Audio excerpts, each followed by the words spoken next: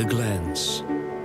9 glacial valleys moulded in the Ice Age, cutting their way through the Antrim Mountains towards the Irish Sea.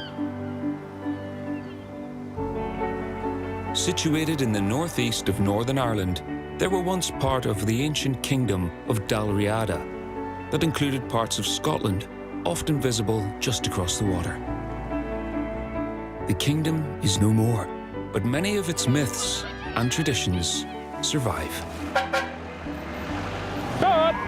Told across 4 seasons, this is the story of moors and farmland, forests and rivers, of a proud people fighting to preserve their way of life.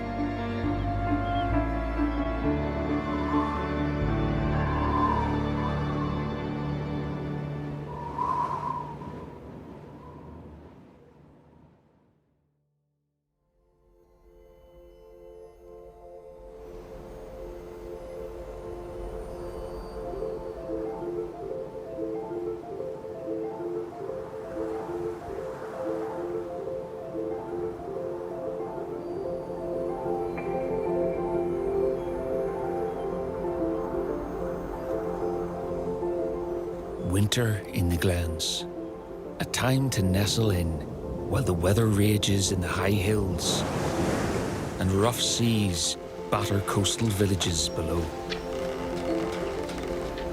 But slowing down can have its benefits. A chance to prepare, take stock, and recharge.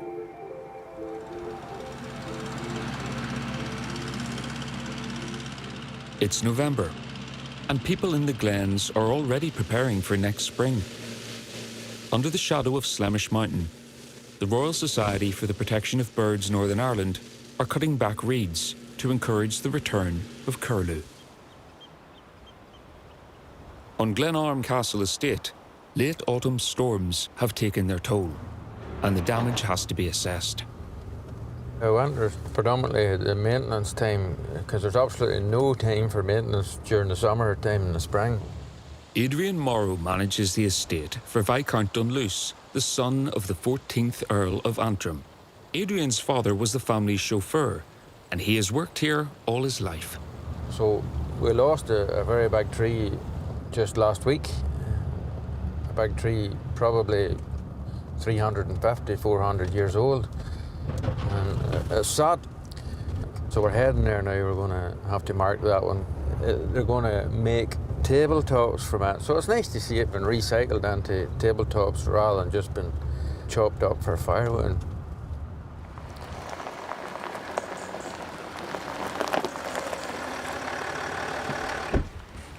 I hate to see them big boys going down now.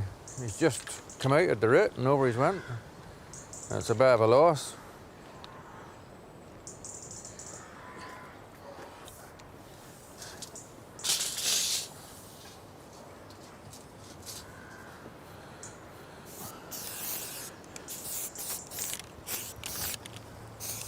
So he sliced it this way in 10-foot lengths, and then he'll be left with a big, long table. See it? Upward lump in this one. It would be cheaper getting one out of this than buying one somewhere else as well. And as his lordship would say, Adrian, you're always thinking about the cost, aren't you? Absolutely. We're the boys who have to gather it up.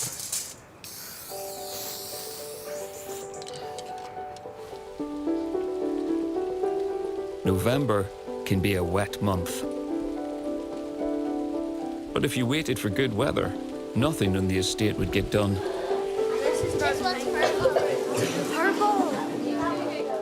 In the walled garden, head gardener Jordan is preparing for a hugely popular event in Glenarm's calendar, next spring's Tulip Festival. Day 1 of tulip planting. We've invited 3 of the local schools in to give us a hand planting up some of the tulips.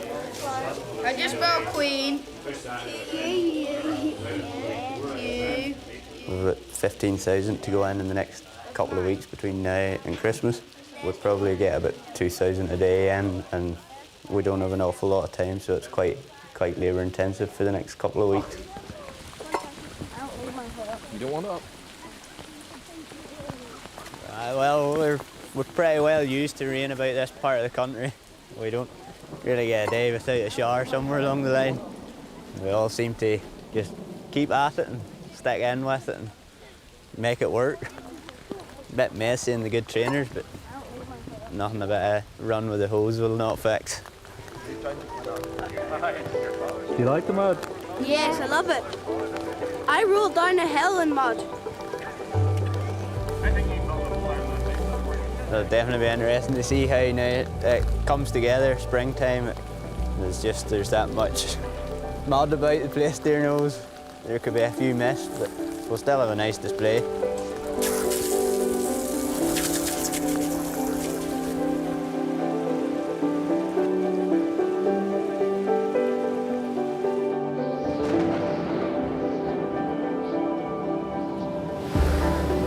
Here we go, another big flood. Terrible weather. Teresa O'Hare works with the Heart of the Glens Landscape Partnership. They award grants and bursaries to promote local culture. We're headed for the household of the Kinney family, and we're going to see Aoife. She's an 11-year-old young girl who applied for a bursary to learn to play the alien pipes. The bursary is named after Netta Jane Johnson, a classical music teacher from Carnlough, who also did a lot to promote the traditional music of the area in the early 20th century. Netta Johnson run the family grocery store. Then an undertaker's out the back as well. She came across the alien pipes, which were also known as hand organs, and she thought that they were a remarkable instrument. She got a set made for her in Belfast, and she was pretty much self-taught. We're here now. Oh God, I'm getting excited now. Oh goodness, this is going to be some shock for this young woman. The mother's a musician too, so I think the news will go down well. Hello, Aoife. I have great pleasure in telling you that you've won the scholarship. You happy? Yeah. Oh, go on, give her a round of applause. I can't believe it. There's a piece in there you'll see your first lesson is in Dublin at Napibralan, which is the headquarters of the pipers, and they'll fit you to your pipes because you're getting a set of pipes as well. Thank you. So you don't have to pinch your mummies anymore.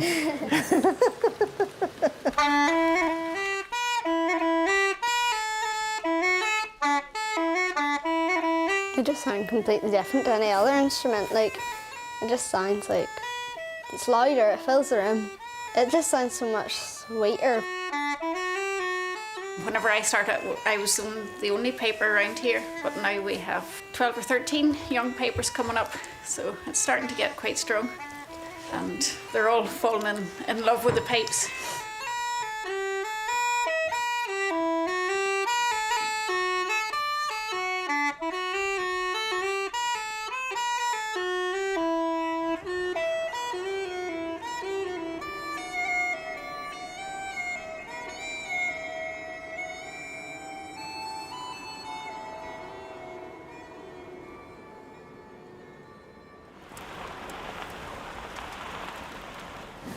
I hate gates, detest them in every way. It should be a rule that every farmer should have a cattle grid where there's a gate. I dare say every day I'd probably spend up to an hour opening gates. Alex Rogers works as a gamekeeper for Glenarm Estate and the Grouse Conservation Trust. Originally from England, he's been managing the moor on Glenwary Hill for 5 years. Just got a trap just up this wall. Just rebaiting these traps. I've been trying to get around them for a while, so it's just mostly for rats really, especially like winter time when the farmers have got sheep out on the hill. They're always putting out meal just to give them a boost of energy through the winter, so it attracts the rats. The rats can be a huge pain to the ground nesting birds, especially for the eggs and the chicks. So it's good to get them under control now rather than later on in the spring when they can do damage. Get the heater on. We have a little entry hole here.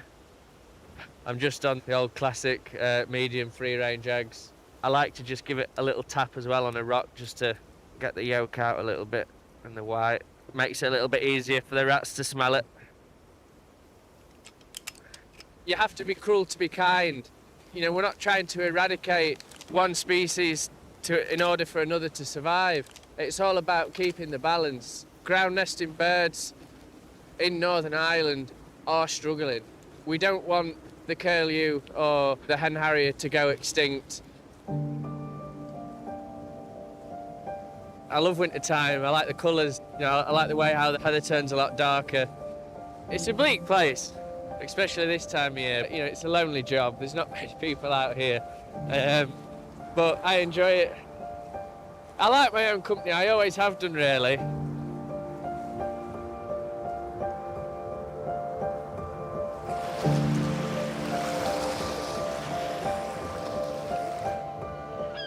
In Fairhead, Jared and Sean McBride have moved their sheep away from the cliff edges to more sheltered fields closer to the farm.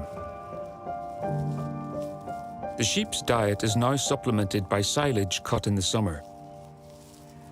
Their sheepdog Jess is now 6 months old. Jess, up. And her training is going well. Yo. I discovered that wee trick when I had to go up and move the silo cover back so we could get more silage out. Next thing, she jumped up along with me. Today, as well as extra feed, the sheep also need medicine. We're going to dose them today for fluke. It's a wee thing they pick up off the ground. Damages the liver if it's not treated. It's always been a sheep farm.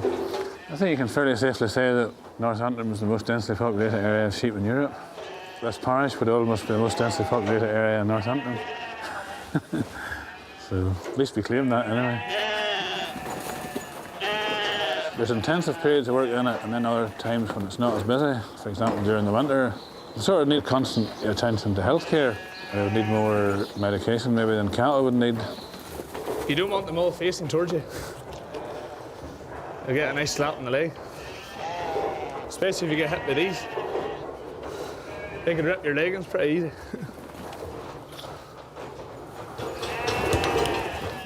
Nah, they don't know what's good for them. Trying to keep them healthy.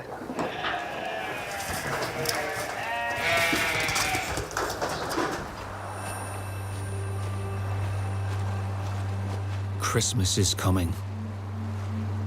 The towns and villages that hug the Glens coastline are about to switch on their lights. In Carnlough, it will be the first public performance for their newly formed choir. 1, 2, here we go.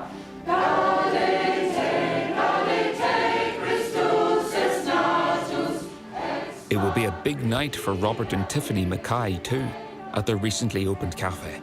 We could maybe pull it back a little bit because people will probably turn their chairs. Robert was born and bred in Carnlough, but his wife Tiffany is from Louisiana in the USA. They met in Houston, Texas. Our first Christmas open, we just opened a couple months ago, so this is us kind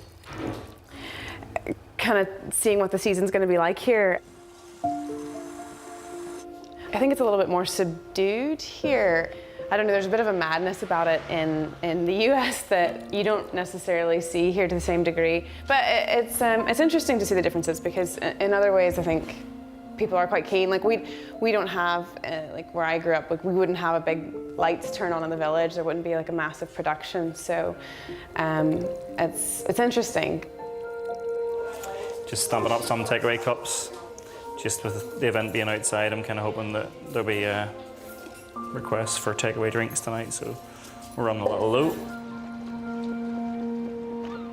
There's not too much to do in Carnlough when you're a teenager, so I was pretty keen to get away. Left at 18 to go to Belfast, and at 18 that was a big move. But then Belfast quickly gets small, so I just moved on from there, and as I travelled, I realised how beautiful Carnlough was and what I'd left behind.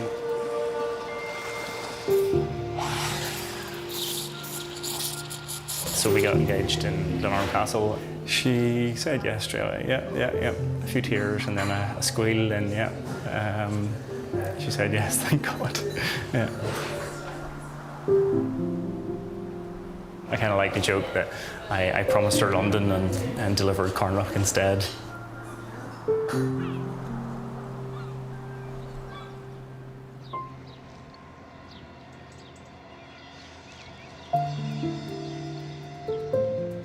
Glenarm Castle is also getting ready to celebrate Christmas. Gathering the Christmas vegetable order for Christmas dinner. I don't mind carrots, maybe some parsnips with honey on it. Would probably be the limit of my vegetables.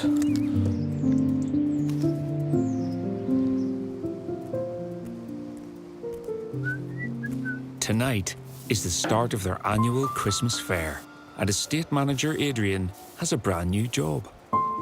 Volunteered as a conductor, but that's a promotion in my book, because when I started this job, I started as the reindeer animal. Oh, there's the donkey. That was my old job.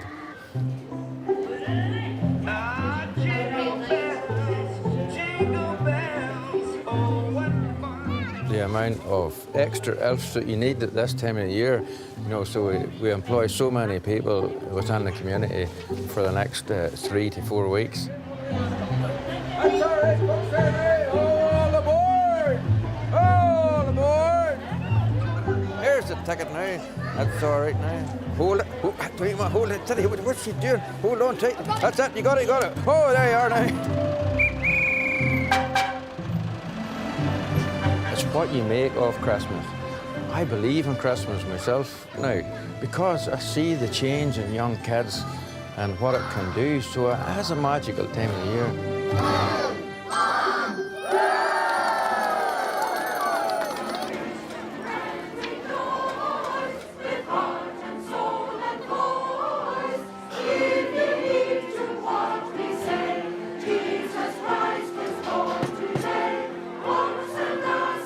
I grew up in an extremely small community, smaller than here, and I also lived in the 4th largest city in the United States, but I never experienced anything like the way the community operates here. So I think that's really one of the unique things about Carnlough and the Glens.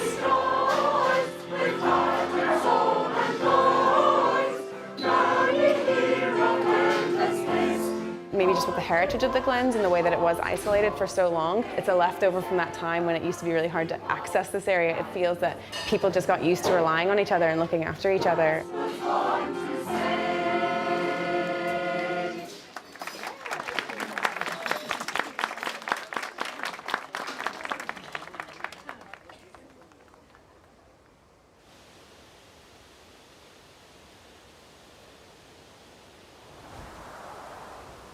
It's January.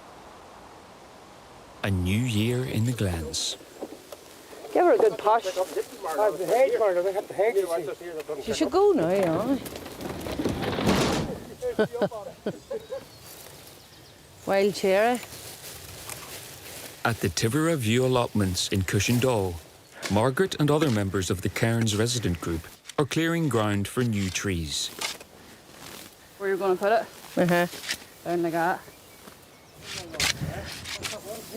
Oh, is there no mice on these?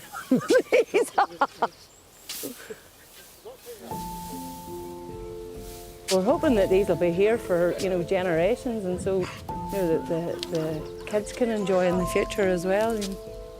And we've all got grandchildren now, and so it'll be them that'll be the next generation coming up. I should make tea. Good woman, Bernie.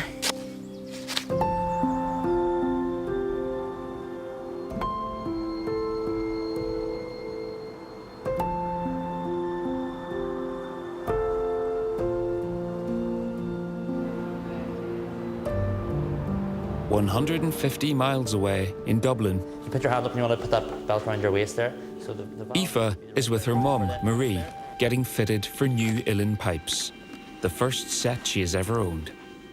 Your right leg's going to be 12 o'clock and your left leg's going to be at 2 o'clock. So, I mean, size-wise, I think those are okay. We can shorten that rubber connecting tube if you need, Marie, you know, just to get them to kind of fit bang on if you want to make that bag bellows connection a bit smaller. Aoife is embarking on a journey first started by pioneering Glens woman Nettie Jane Johnson over 100 years ago, at a time when playing traditional music particularly the pipes, was dominated by men. I'm just going to pump with the bellows, press in the bag and just get a sound there. I can try and keep that note constant. If you were to look through our archives and the pictures on the walls of the famous pipers of the past, while there were some notable female players, the majority of players would have been male, and it was a stereotype of it being a male instrument. In actual fact, there's no reason why women and girls couldn't play the pipes. Piping isn't something which was really defined by regional styles. It was often by notable players, and all it would take was one strong player in an area to promote the growth. Netta Jane Johnson would be a great example. I think it's fantastic that she's being remembered through this scholarship. She does provide a role model. There's a bit of history there that for a young female player in the area, she's thinking, oh, she's not breaking the mould by doing this. You know, there's so much she can follow behind. So it's really positive and really encouraging. I like to record all the big moments, and this is definitely one of them. It's really nice to have my own now. She won't be stealing mine now, so we can play together. Yeah.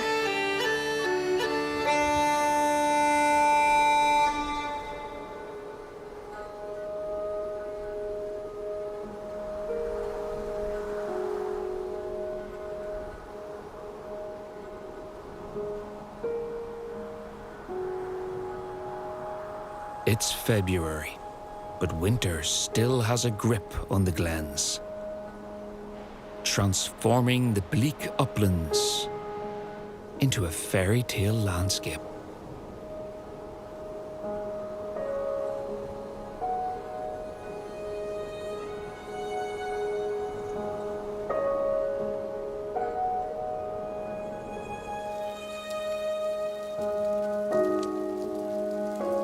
But crisp winter beauty can soon be swept away by raging storms.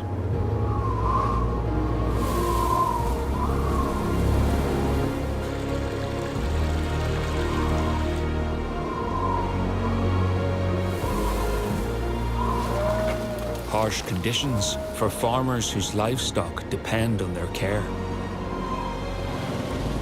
Go on, go on, go on. Glenshesque in the north often bears the brunt of any blizzards. In a few weeks' time, we're going to be lowing, and hopefully the sun will be shining for that. It's where Owen Devlin farms sheep, as his family have done for generations. They've got a nice thick coat on them, so actually underneath the wool, if you pull it apart, they're dry underneath. It's a great insulator wool. This coat just isn't about doing it, to be honest, but have to deal with it. Once the sheep are fed and the weather is clear, today's job is to cut back hedging with his dad Frank and his mum Carol.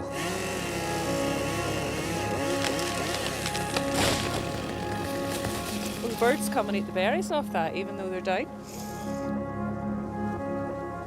Within a day, within half an hour, it can change. I mean, 5 minutes ago it was blowing a blizzard, and now the sun's out, and it's absolutely glorious.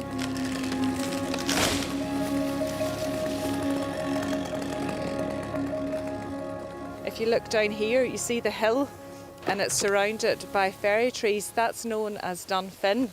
So Dun means hill, and Fin is Fin McCool. So this is where supposedly Finn slayed his famous dog Bran. After being out hunting for a day, in a fit of anger, he threw a spear and allegedly killed his beloved Bran. So it's surrounded by fairy thorns. As you know, in Ireland, none of the farmers around the place touch the fairy thorns because it's supposed to bring them bad luck. So these are supposed to stand guard around Finn's fort. This old hedgerow here, it's got to the stage now that it's no longer useful to us. Years ago, it used to provide shelter for that field in there for the sheep in it. But the trees are that tall now that the wind can blow straight through because all the foliage is up high. So we're going to cut it down sort of 3 or 4 foot. The hawthorns will come back again. That's the good thing about those hawthorns is they're very resilient. They can take a lot of battering. I do feel there's a big role to look after. This wee part of our glen is very lucky to live somewhere like here and to be able to live and work here. So definitely think it's my responsibility to make sure it stays the way it is for a few more generations anyway.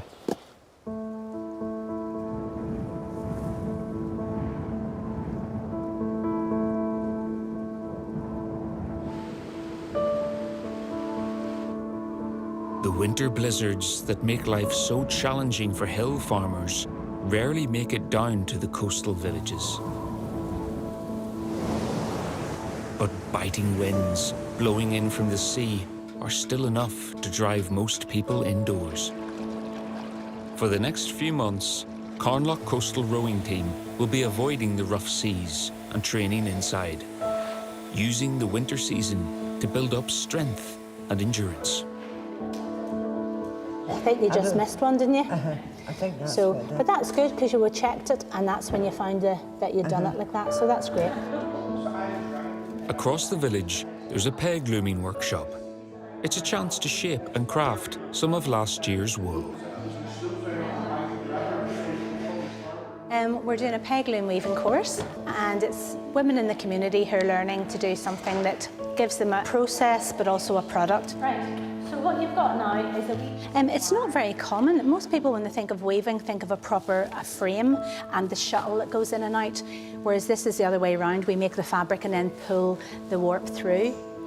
I'm actually making a representation of part of Glenarm to show the mountainous area and the heather, the sheep, the peat, the rushes, all the different types of lichens and sphagnum mosses and so on that you would see up there. I love the winter because I love the dark nights and the opportunity that it gives you to stay at home and to nest and to make and create and to restore yourself and your energies. On the Glenarm estate, the team are gathering in the tea room to surprise head gamekeeper Alex Rogers. Yesterday, Alex won the prestigious Purdy Award in London for his conservation work on the grouse moors of Glenwary Hill. Got me in it as well. Yeah.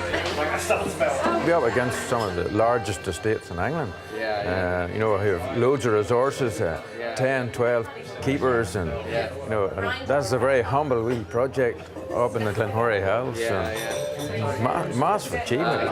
When you're announcing the big awards, they always put like a landscape picture of the estate, you know, up above. So that was the sort of key thing to look out for. When they got to the gold and you saw that picture, I had a shiver from the bottom of my feet to the top of my head.